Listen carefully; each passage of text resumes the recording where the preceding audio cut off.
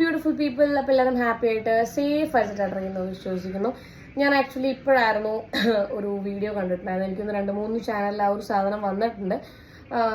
അതായത് ജാസ്മിൻ ഇതിനിപ്പോൾ big boss ഹൗസിനകത്ത് contestant ആയിട്ടുള്ള ജാസ്മിൻ കഴിഞ്ഞ ദിവസം ജിൻഡോ ചേട്ടൻ്റെ അടുത്ത് രാത്രി ഒരു കോൺവെർസേഷൻ്റെ ഇടയിൽ പറഞ്ഞിട്ടുണ്ടായിരുന്നു, പുറത്തിപ്പം പേരെല്ലാവർക്കും അറിയാലോ, അഫ്സൽ എന്ന് പറയുന്ന വ്യക്തിയുമായിട്ട് കല്യാണം ഉറപ്പിച്ചിട്ടോ അല്ലെങ്കിൽ എൻഗേജ്മെന്റ് കഴിഞ്ഞ് അങ്ങനെ പരിപാടികളൊന്നുമില്ല. ജസ്റ്റ് ഞാൻ മുന്നേ പറഞ്ഞതുപോലെ വീട്ടിൽ വന്നിട്ട് ചോദിച്ച സമയത്ത് നമുക്ക് നോക്കാം, ബിഗ് ബോസ് കഴിഞ്ഞ് വന്നിട്ട് നോക്കാം, ആ ഒരു രീതിയിൽ മാത്രമേ പറഞ്ഞിട്ടുള്ളൂ. നമ്മൾ ഫ്രണ്ട്സ് ആയിരുന്നു, ഒരു 1.5 year ആയിട്ട് ഫ്രണ്ട്സ് ആയിരുന്നു. അപ്പോൾ എൻ്റെ എല്ലാ കാര്യങ്ങളും അറിയാം. അത് ചിലപ്പം ലൈക്ക് പാസ്റ്റ് ഇഷ്യൂസ്, ലൈക്ക് പാസ്റ്റിലുള്ള കാര്യങ്ങളൊക്കെ ആയിരിക്കാം. മുന്നേ ഒരു കല്യാണം, ഡ്രസ്സൊക്കെ എടുത്ത് സ്വർണ്ണമൊക്കെ എടുത്ത് അത് വേണ്ടാന്ന് വെച്ചൊരു സാധനം, അപ്പം അതൊക്കെ അറിയുന്ന ഒരാളാണ് എന്നായിരിക്കാം ഉദ്ദേശിച്ചത്. പക്ഷേ ഫ്രണ്ട്സ് ആണ്, ഞങ്ങൾ ഫ്രണ്ട്സ് ആയിരുന്നു. എൻഗേജ്മെന്റ് കാര്യങ്ങളൊന്നും കഴിഞ്ഞിട്ടൊന്നുമില്ല. പക്ഷേ എന്താ പറയാ, കല്യാണം കഴിച്ചോട്ടെ, എനിക്ക് പിന്നെ കല്യാണം കഴിക്കാൻ ഭയങ്കര താല്പര്യമാണ് എന്ന് അഫ്സലാക്ക പറഞ്ഞപ്പോൾ നോക്കാം എന്നുള്ളൊരു സാധനമേ പറഞ്ഞിട്ടുള്ളൂ എന്നാണ് ജാസ്മിൻ നമ്മുടെ ജിൻഡോ ചേട്ടൻ്റെ അടുത്ത് പറഞ്ഞിട്ടുള്ളത്. പക്ഷെ അങ്ങനെയല്ല എന്നുള്ളത് തെളിയിക്കുന്ന ഒരു സ്ക്രീൻഷോട്ട്, അതായത് ജാസ്മിൻ്റെ കല്യാണം മുന്നേ നമ്മുടെ സ്വർണവും സാരിയും ഒക്കെ എടുത്തിട്ടുള്ള ആ ആൾക്ക് എൻഗേജ്മെന്റിന്റെ അന്ന്, ഉറപ്പിക്കലിന്റെ അന്ന് ജാസ്മിൻ അയച്ചു കൊടുത്ത ഒരു വീഡിയോന്റെയും അതിന്റെ താഴത്ത് അയച്ച മെസ്സേജിന്റെ ഒക്കെ സ്ക്രീൻഷോട്ട് ചില ചാനലുകളിൽ വന്നിട്ട് നിങ്ങൾക്ക് എടുത്ത് നോക്കാം. ചേർത്തുണ്ട്, മൂപ്പൻസ് വ്ളോഗിലുണ്ട്, ഐ ഗെസ് വിവി ചെയ്തിട്ടില്ല തോന്നുന്നു, പിന്നെ അതുൽ വ്ളോഗ്സിൽ ആ സാധനം ഉണ്ട്. അപ്പൊ അതിനകത്ത് എന്താ വെച്ചിട്ടുണ്ടെങ്കിൽ ഒന്ന് അതിന്റെ ലൈക്ക് ആ ഒരു വീഡിയോ ആണ്, ഇവരുടെ എൻഗേജ്മെന്റ് ഉറപ്പിക്കലിന്റെ വീഡിയോ ആണ്. പിന്നെ അതിന്റെ താഴെ എന്റെ ഉറപ്പിക്കലായിരുന്നു ഇന്ന്, ഉറപ്പിക്കൽ കഴിഞ്ഞു, അൽഹംദുലില്ലാ നല്ല രീതിയിൽ നടന്നു. അവര് പട്ടാണികളാണെന്നോ അങ്ങനെ എന്തോ ആണ്, അതെനിക്ക് കറക്റ്റ് ആയിട്ട് മനസ്സിലായിട്ടില്ല എന്താ സംഭവം എന്നുള്ളത്. ചിലപ്പം അത് ഇപ്പം ഈ ഓരോ കമ്മ്യൂണിറ്റിയിൽ ഓരോ പോലെ ഉണ്ടാവില്ലേ, ഇപ്പം നമുക്ക് ഹിന്ദുസിന്റെ ഇടയിൽ നായർ, തീയർ, പിന്നെ അങ്ങനത്തെ ഓരോ ഉള്ളിലൊരു കാസ്റ്റ് ഉള്ളതുപോലെ ഇവരുടെ ഇടയിൽ അങ്ങനെ എന്തെങ്കിലും ഉണ്ടോ എന്നുള്ളത് എനിക്കറിയില്ല. ഇവിടേക്ക് ഉണ്ട് സുന്നി, മുജാഹിദ്, തബ്ലീഗ് അങ്ങനെയുള്ള രീതിയിലുള്ള അങ്ങനെ എന്തെങ്കിലും ആയിരിക്കാം. പട്ടാണി അറിയില്ല, എനിക്ക് അങ്ങനെ ആയിരിക്കാം എന്നാണ്. അത് അറിയുന്നവർ കമന്റ് ചെയ്യാൻ എന്താണെന്നുള്ളത് ആണെന്നൊക്കെ മുന്നത്തെ ആൾക്ക് അയച്ചു കൊടുത്ത ഒരു സ്ക്രീൻഷോട്ട് കാര്യങ്ങൾ വന്നിട്ടുണ്ടായിരുന്നു. അപ്പോൾ ആള് ഒരു തംസപ്പ് ഇട്ട് അവിടെ എൻഡ് ചെയ്യുന്നുണ്ട്. എന്ന് വെച്ചിട്ടുണ്ടെങ്കിൽ ഈ പറയുന്ന പോലെ മുന്നത്തെ ആളുമായിട്ട് ഇപ്പൊ ആൾക്ക് എൻഗേജ്മെന്റിന്റെ സാധനം ഷെയർ ചെയ്ത് കൊടുക്കുന്നതിൽ ഒരു തെറ്റുള്ളതായിട്ട് എനിക്ക് തോന്നുന്നില്ല. അവർ തമ്മിൽ യാതൊരു വിധത്തിലുള്ള ഇഷ്യൂസോ കാര്യങ്ങളോ ഇല്ല.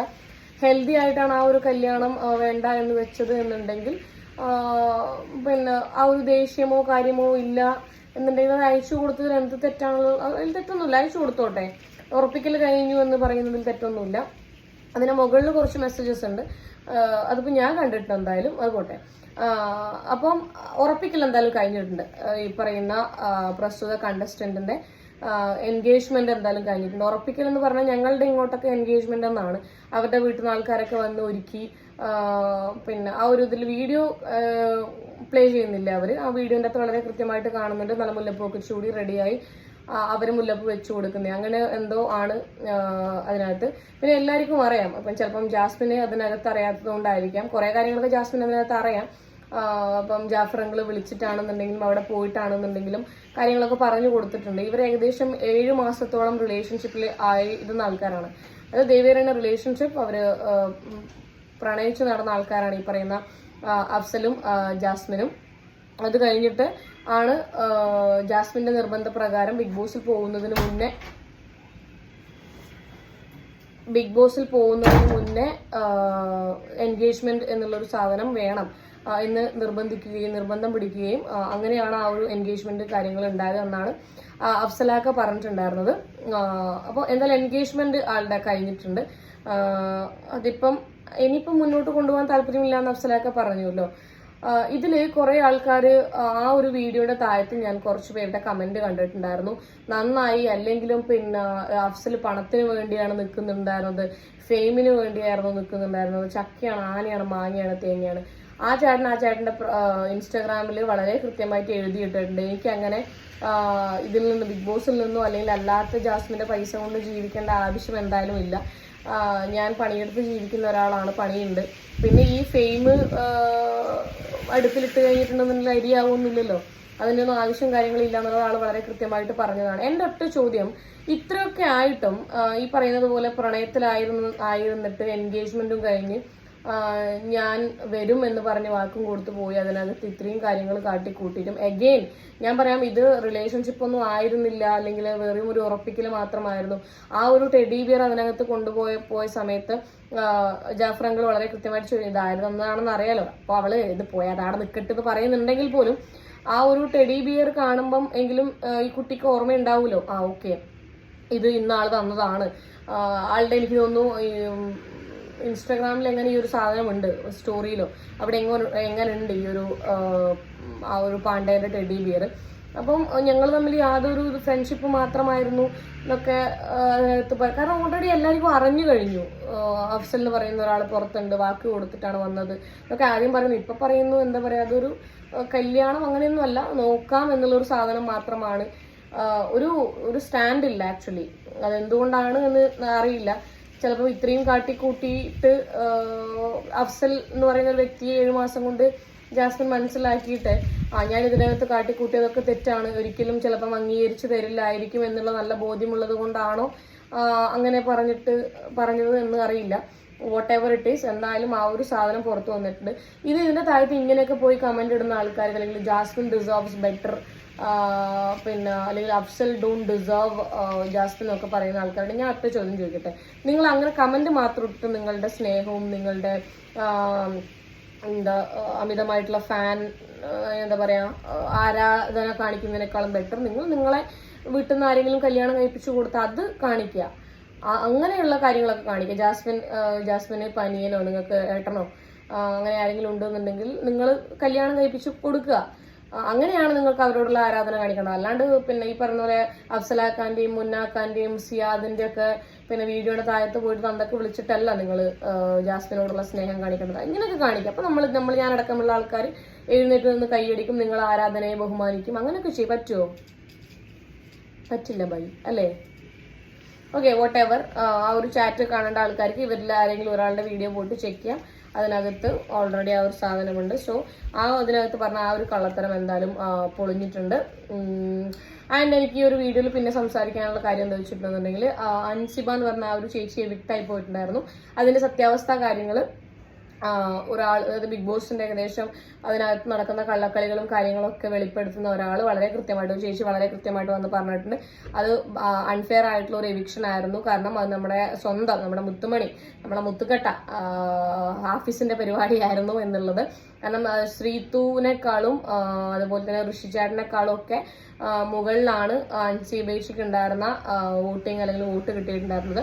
പക്ഷെ ഏതോ ഒരു മോർണിംഗ് ടാസ്കിൽ ബിഗ് ബോസ് സ്ക്രിപ്റ്റഡ് ആണോ എന്ന് ചോദിച്ച സമയത്ത് ഇൻഡയറക്ട്ലി സ്ക്രിപ്റ്റഡ് ആണ് എന്ന് ആള് പറഞ്ഞിട്ടുണ്ടായിരുന്നു. അന്ന് തൊട്ടിട്ടുള്ള പ്രശ്നമാണ് അതിനെ ആ ഒരു പ്രശ്നം തൊട്ടിട്ട് ഒഴിവാക്കണം എന്നുള്ളത്.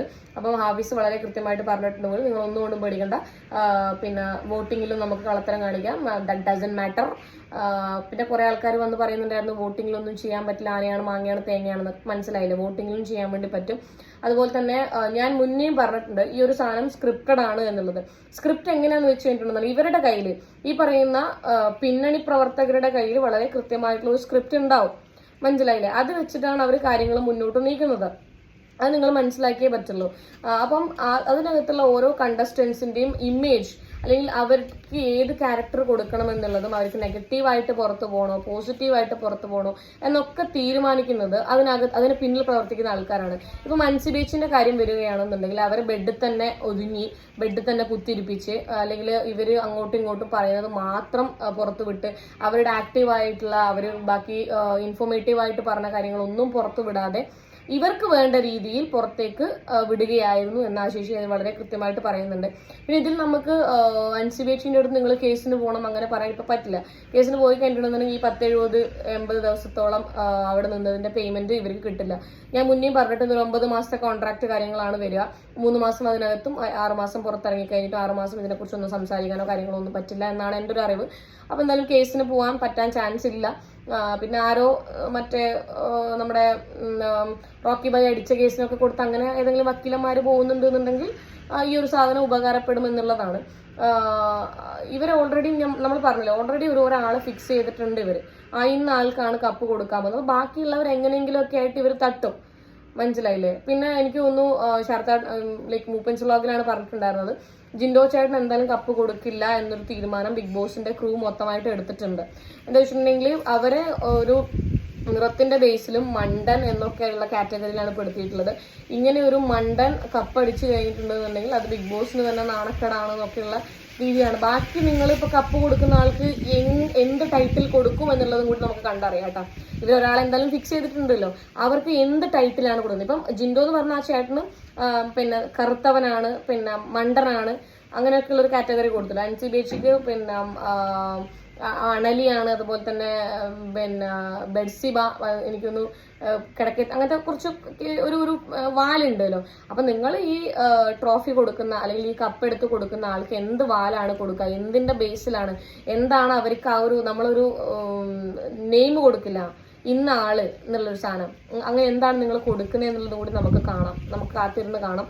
എന്തിന്റെ ബേസിലാണെന്നും അല്ലെങ്കിൽ അവരതിനകത്ത് എന്ത് ചെയ്തിട്ടാണ് എന്നുള്ളത് നമുക്ക് കണ്ടു തന്നെ അറിയാം. എന്തായാലും ഫിക്സ് ആണല്ലോ അല്ലേ, നിങ്ങൾക്ക് മനസ്സിലായില്ല ആരായിരിക്കും എന്തായാലും കപ്പ് കൊണ്ടുപോകുന്നുള്ളത്. അതൊക്കെ അവരുടെ പേഴ്സണൽ ആയിട്ടുള്ള വിഷയമാണ്.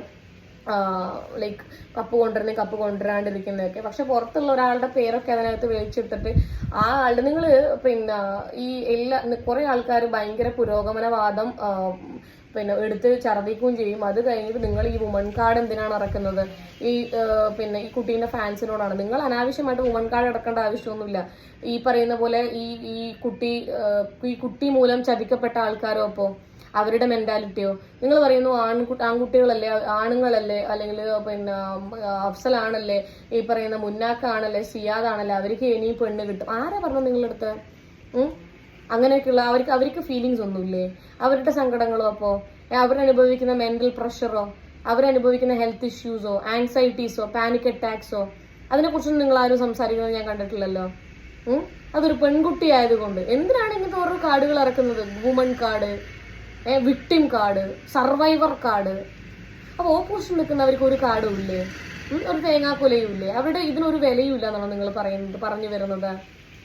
ഭയങ്കര മോശമാണ് കേട്ടോ നിങ്ങൾ ഇങ്ങനെ ചിന്തിക്കുന്നത്. തെറ്റ് നിങ്ങൾ ഫാൻസാണ്, നിങ്ങൾ അത്രമേൽ ആരാധിക്കുന്നുണ്ട് എന്നുണ്ടെങ്കിൽ തെറ്റ് കണ്ടാൽ തെറ്റെന്ന് തന്നെ പറയാൻ പറ്റണം. അതാണ് ആരാധന. അല്ലാണ്ട് എന്ത് ചെയ്താലും എന്ത് തൊട്ടിത്തരം കാണിച്ചു കഴിഞ്ഞിട്ടുണ്ടെന്നുണ്ടെങ്കിലും അതിനെ തൂക്കി പിടിച്ചുകൊണ്ട് വരുന്ന അല്ലെങ്കിൽ ഭയങ്കരമായിട്ട് കാണിക്കുന്നതല്ല ആരാധന. സോ അത് മനസ്സിലാക്കിയാൽ നന്നായിരിക്കും.